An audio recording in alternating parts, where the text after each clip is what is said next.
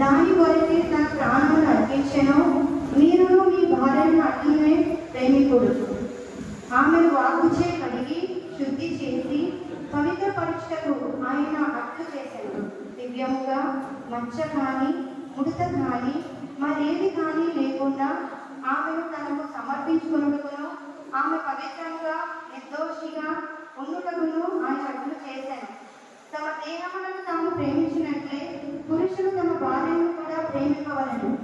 ఏలయనగా తన భార్యను ప్రేమించు వ్యక్తి తనను తాను ప్రేమించుకును.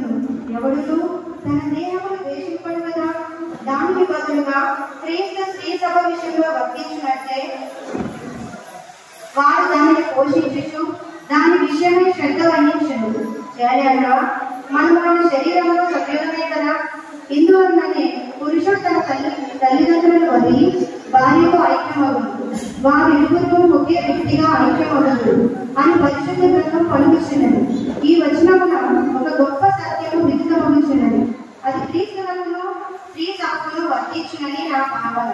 కానీ అది మీకును అన్వయించును. ప్రతి భర్తను తన భార్యను తననుగానే ప్రేమించవలెను. అంటే ప్రతి భార్యను తన భర్తను గౌరవించవలెను. ఇది ప్రభువుకు యెహోవా వాక్కు.